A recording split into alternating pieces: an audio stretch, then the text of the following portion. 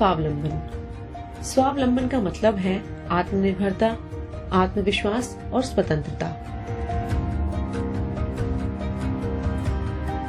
Mission स्वावलंबन का मकसद यही है परिवारों को गरीबी से निकालना और उनके बीच आजीविका और स्वरोजगार का इंतजाम पैदा कर उनको आर्थिक तौर पर स्वावलंबी बनाना। मिशन स्वावलंबन सिडबी यानी small industries development bank of India की प्रमुख पहल है और इसने ग्रामीण महिलाओं के बीच उद्यमिता को बढ़ावा देने के अपने सफर में ऊषा सिलाई स्कूल प्रोग्राम से हाथ मिलाया है। इस साझेदारी ने ऊषा स्वावलंबन सिलाई स्कूलों को जन्म दिया है। देश भर के गांवों में ऐसे 2450 स्कूल खुल चुके हैं।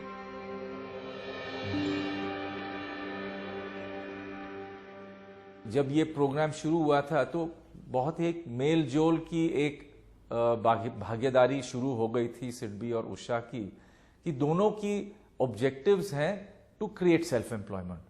तो Usha has been a very good partner with SIDBI. In fact मेरे ख्याल से आज के दिन पे करीब 1700 स्कूल्स ऑलरेडी, या स्कूल जब हम बोलते हैं तो ये विमेन, ट्रेन्ड विमेन एम्प्लॉयड जो हैं, ये अपने ही अंदर एक स्कूल मानी जाती है, क्योंकि ये फिर आगे जाके दूसरे विमेन और दूसरे लेडीज को अपनी ट्रेनिंग दे सकती हैं सिलाई में। इसको हम जरूर बढ़ाना चाहेंगे। अगर आज के दिन पे करीब 2500 महिलाओं को ये हम लोगों ने स्किल दिया है, इसको हम आगे जाके 10,000 या 15,000 भी करना चाहेंगे।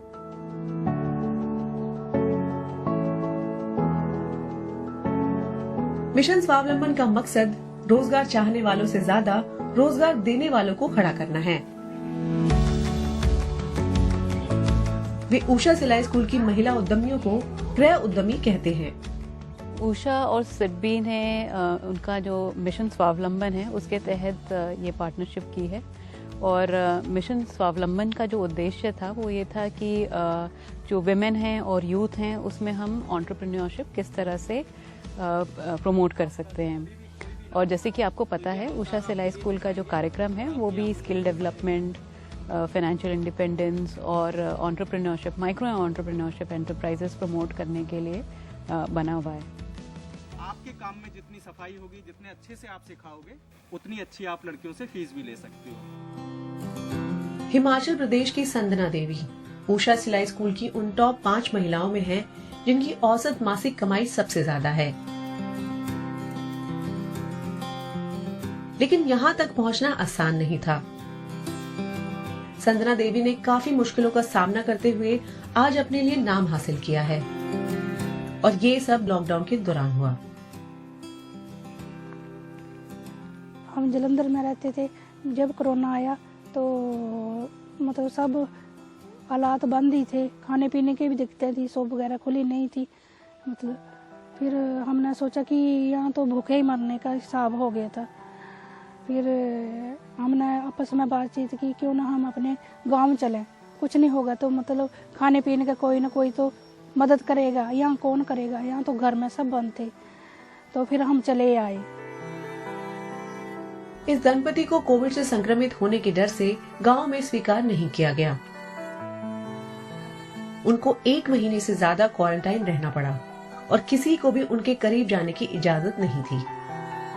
पर यहाँ आकर भी बहुत दिक्कतें हुई। क्वारंटाइन 14 डेज का बोला था, आके 28 दिन का कर दिया। उसके अलावा भी कहीं आने जाने नहीं देते थे, बोलते थे नहीं जाना आपने।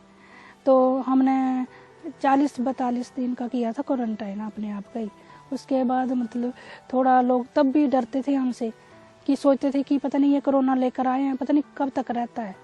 और दूर दूर से रहना, किसी ने बात नहीं करना, बहुत मुश्किल दिक्कतें आई। हिमाचल प्रदेश के डाटी में अपने घर लौटने के बाद इस दंपति के पास 5 महीने तक कोई कमाई नहीं थी। तो ऐसे है कि हम लॉकडाउन में पंजाब से जब वापस यहाँ पर आए हैं तो हमने देखा कि अब तो खाने पीने के लिए दिक्कत आ रही है, हमें बड़ा मुश्किल हो जाएगा।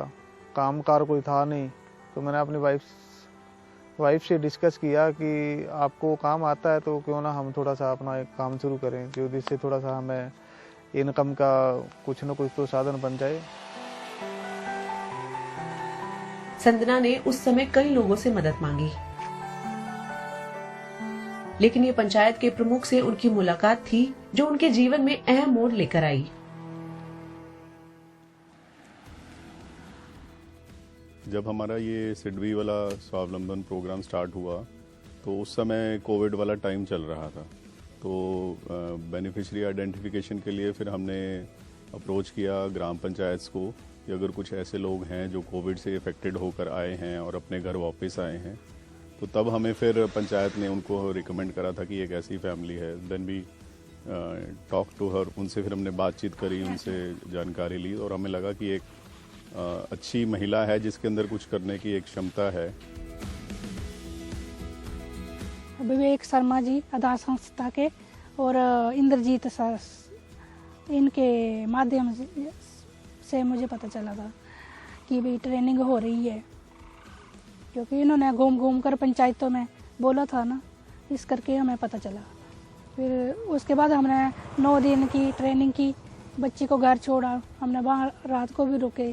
फिर हमें बहुत अच्छे से मतलब वहाँ पर राजेश सर, रंजना मैडम जी, दोनों ने बहुत अच्छे से मतलब हमें सिखाया। सिडबी स्वावलंबन स्कूल में अपनी ट्रेनिंग के दौरान उनके पास सिलाई बुनाई के तमाम पहलू सीखने का अवसर था। कपड़ा काटना, ड्राफ्टिंग करना और सिलाई की प्रक्रिया। उन्होंने हमें मतलब मास्क वगैरह, पैंट, स्कर्ट, लहंगे वगैरह सब मतलब जो भी स्टिचिंग में काम आता है आजकल के फैशन का, वो भी बताया। गलों की फिनिशिंग भी सुधारी, बार बार करके मतलब सब कुछ सिखाया है इन्होंने, किसी की कमी नहीं छोड़ी। फिर भी बोलते हैं कि चलो टच में रहो और जो नहीं आता वो फिर सुधारो कुछ ना कुछ। उससे हमें बहुत अच्छा मतलब नॉलेज आया। और उन्होंने उषा कंपनी सिडबी वालों ने हमें सिलाई मशीन भी दी उसके साथ, और सामान भी दिया जो हम मतलब अपना काम खोल सके। ट्रेनिंग पूरी करने के बाद उन्होंने अपना स्कूल खोला और स्कूल चालू होने के बाद से 1 लाख से ज्यादा रुपए कमा चुकी हैं। उन्होंने 15 से ज्यादा लड़कियों को ट्रेनिंग दी है। काम फिर उन्होंने बोला कि आप एक शॉप खोलो, आपको इतनी दिक्कत है। तो फिर हमने शॉप यहाँ डाटी में देखा, जहाँ मतलब 8-10 गांव साथ में लगते हैं, मतलब उनको मैं सिखा भी पाऊँ और सीख कुछ ये भी कर पाऊँ, मतलब समझो। एक तो मैं इतनी लड़कियों को सिखा पाई हूँ, 18 लड़कियाँ सिखा के उनको सर्टिफिकेट भी दे दिए, और अभी सीख भी रही हैं, 8 लड़कियाँ सीख भी रही हैं।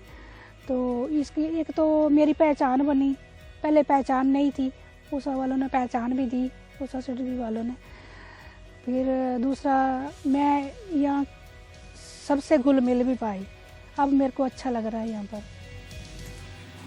महीने में देखो 50-60 हज़ार भी हो जाता है, और थोड़े अगर मतलब थोड़ी परेशानी हो शरीर में तो फिर थोड़ा कम भी हो जाता है, पर काम रुकता नहीं है। एक उद्यमी के रूप में संजना की कामयाबी का श्रेय उषा और सिडबी की साझा पहल को जाता है, जो ग्रामीण भारत की महिलाओं को हुनर और आत्मविश्वास दे रही है, जिससे उनके जीवन में नए मायने पैदा हो रहे हैं, वे आत्मनिर्भर हो रही हैं।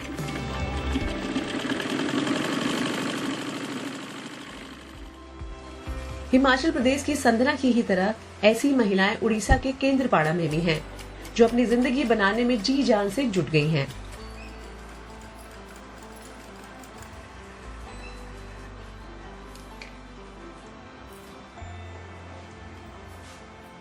उल्टी तापर नेबा छोड़लो बस छुआंकर मेजरमेंट जेतु same that chest waist hip, तो हमको सिंपल 3टा ही मेजरमेंट दरकार, गोटे लंबा, गोटे छाती, गोटे कान। मेरा नाम ज्योतिर्मय पटनायक है और मैं यहीं पे स्वावलंबन सिलाई स्कूल के ट्रेनिंग देने के लिए आई हूँ। तो इन लोगों को सिलाई सिखाने के लिए, जैसे कैसे कटिंग करेंगे, कैसे ड्राफ्टिंग करेंगे और कैसे सिलाई करेंगे, और कैसे वो लोग अपने घर जाके, अपने गांव जाके जैसे दूसरे लोगों का, अपने रिलेटिव्स हो कि आसपास की लड़कियां हो जो लोग अपने आप को मतलब स्वावलंबन कर सकते हैं, उन लोग कैसे ये लोग सिखा सकते हैं। ये जो किताब आपको मिल रहा है ये स्वावलंबन सिलाई स्कूल का उषा का तरफ से मशीन रिपेयरिंग का, वो आप लोग इसको खुद ही अपना घर में ये उषा सिलाई स्कूल में आप ये खुद मशीन ठीक कर सकते हैं। सिडबी स्वावलंबन स्कूल की ट्रेनिंग यहाँ उड़ीसा के एक छोटे से गांव में स्थानीय महिलाओं के लिए उम्मीद की किरण बनकर आई है।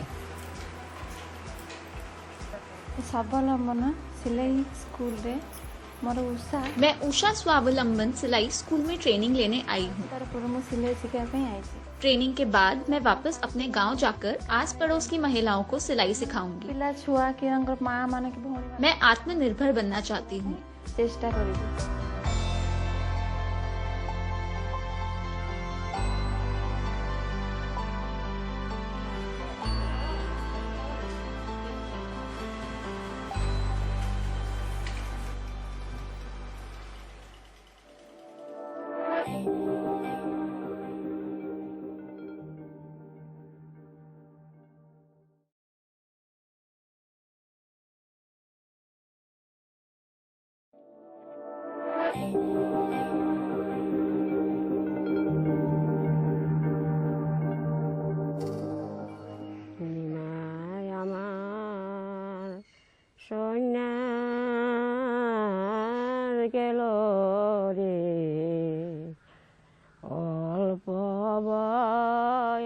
पैंतीस साल की गौरी देवनाथ से मिलिए। वो 13 साल के बच्चे की माँ है, पति नहीं है और घर में अकेली कमाने वाली है। साथ में बूढ़ी माँ भी रहती है, यानी ये बस 3 लोगों का परिवार है। गौरी के लिए अपनी सीमित कमाई से 3 लोगों का ये परिवार चलाना किसी चुनौती से कम नहीं था। अब ये सिलाई स्कूल उनकी आजीविका का जरिया है, जो वो त्रिपुरा के सिपाहीजला जिला के पोआंगबाड़ी में अपने घर में चलाती हैं। ये राज्य की राजधानी अगरतला से 50 किलोमीटर दूर है। ये स्कूल 2014 से चल रहा है। गौरी ऐसी महिला उद्यमी की दमकती मिसाल हैं, जिन्होंने तमाम मुश्किलों से लड़कर अपना रास्ता बनाया है और उनकी मुश्किलें और चुनौतियां काफी रही। जब वो 7वीं में थी तो उनके पिताजी चल बसे। उन्होंने 10वीं तक पढ़ाई की, लेकिन उसके बाद उन्हें स्कूल छोड़ना पड़ा। 2007 में उनकी शादी एक ड्राइवर से हुई और 2008 में उनका बेटा हुआ। लेकिन एक सड़क हादसे में पति की मौत ने उन्हें एक और आघात दिया। ससुराल से उन्हें कोई मदद नहीं मिली। वो पति की मौत के 3 महीने बाद अपने मायके उत्तर नालचर चली आई। गौरी तब से अपने बेटे के साथ अपनी माँ के पास रह रही है। उन्हें पैसे कमाने की जरूरत थी, मगर कमाई का कोई जरिया नहीं था। इसीलिए उन्होंने पास के बाजार में एक दर्जी की दुकान में काम शुरू किया। लेकिन पैसे का दबाव बहुत बड़ा था। बेटा बड़ा हो रहा था और माँ बूढ़ी।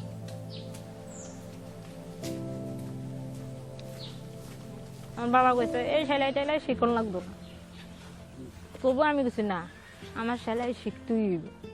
মানে জেদ করছি, জেদ করে তারপরে আমি আমার এক বোন, ওই বোনেরও কথা কইছি যে मेरे पिता मेरे सिलाई सीखने के खिलाफ थे, लेकिन मुझे सीखना था। मैंने अपनी दोस्त से मदद मांगी और वो मुझे अपनी एक दोस्त के घर ट्रेनिंग के लिए लेकर गई। वहाँ जाने के लिए मैं किसी से 3-4 घंटे के लिए साइकिल मांगा करती थी और 3-4 किलोमीटर साइकिल चलाकर सिलाई सीखने जाती थी।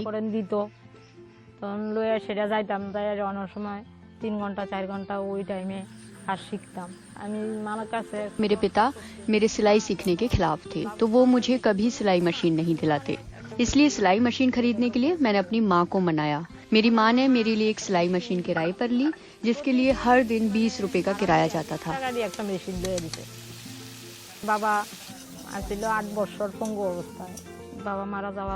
मेरे पिता पिछले 8 साल तक लकवे की बीमारी से जूझते रहे और उनकी मौत के बाद मेरी शादी हो गई। शादी के बाद भी मैंने सिलाई करना जारी रखा।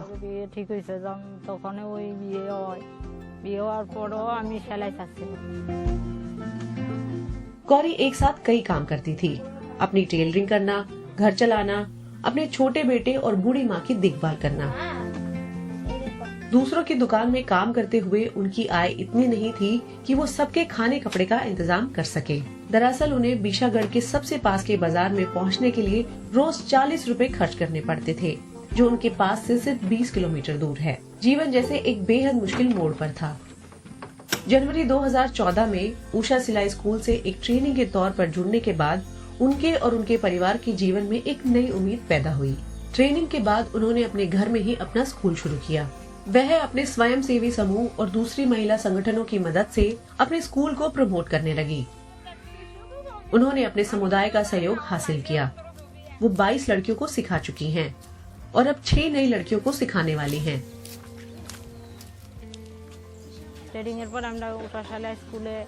अपनी ट्रेनिंग पूरी करने के बाद मुझे उषा की तरफ से सिलाई मशीन और एक सिलाई सीखने का प्रमाण पत्र मिला। आज मैंने जो भी हासिल किया है उषा की वजह से ही हासिल किया है और ये मेरे लिए गर्व की बात है। अगर मैं 1 या 2 रुपए भी कमाऊं तो मेरे लिए ये बहुत बड़ी बात होगी, क्योंकि ये मेरी मेहनत के पैसे हैं। एक समय ऐसा भी था जब लोगों ने मेरा मजाक उड़ाया।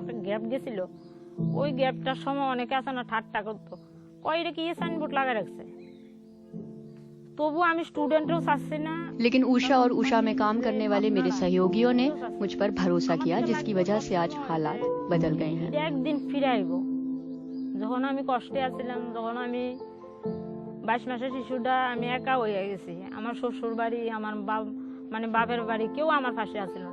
जब मैं अपने 22 महीने के बेटे के साथ अकेली थी, कोई मेरे साथ नहीं था। ওই কারণে সেদিন আমি ভাবতাম যে সেলাই স্কুল। उस वक्त मुझे एहसास हुआ कि मेरी ट्रेनिंग और मेरा सिलाई स्कूल ही मुझे आगे लेकर जाएगा। 13 বছর রানিং হয়ে গেছে और अब पिछले 13 सालों से यही मेरी रोजी रोटी है। সেলাই স্কুল নিয়ে আমি সামনের দিকে আগাচ্ছি। इन दिनों गौरी बस त्रिपुरा के अपने जिले की ग्रामीण महिलाओं को ट्रेनिंग ही नहीं दे रही, वो उन्हें पैसे कमाने का अवसर भी दे रही हैं, क्योंकि उनकी छात्रों को काफी ऑर्डर मिलने लगे हैं। वो इलाके की बहुत सारी लड़कियों के लिए रोल मॉडल हैं।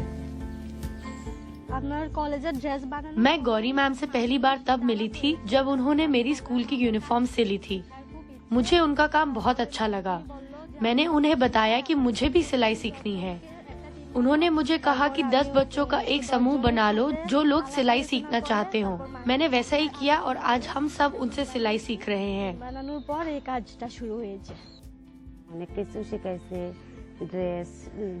स्कूल के कपड़े सिलने से लेकर ब्लाउज, बैग और मास्क बनाने तक हमने बहुत कुछ सीखा है। हमें सिलाई के पूरे 12 तरीके सिखाए गए थे। 12 রকমের জিনিস শিখাইছে আমরা।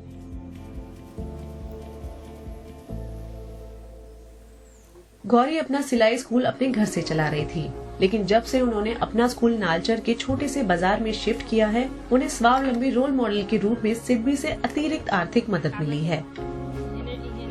सिडबी से मिली मदद ने उनके आत्मविश्वास को काफी बढ़ावा दिया है। मदद के लिए उन्होंने स्कूल से 2 प्रशिक्षित लड़कियों को नौकरी पर भी रख लिया। ये बस पैसा नहीं है जो वो कमा रही हैं, समाज में बढ़ती इज्जत भी उनकी पूंजी है। भविष्य में वो गांव की दूसरी महिलाओं के साथ मिलकर एक सिलाई क्लस्टर चलाना चाहती हैं। 5 साल से मैं अपने काम के साथ संघर्ष कर रही थी। जो मदद मुझे सिडबी ने दी वो मेरे लिए बहुत बड़ी बात थी। 5.5 বছর আমি কোনো মানে হাল ছাড়া ছিলাম।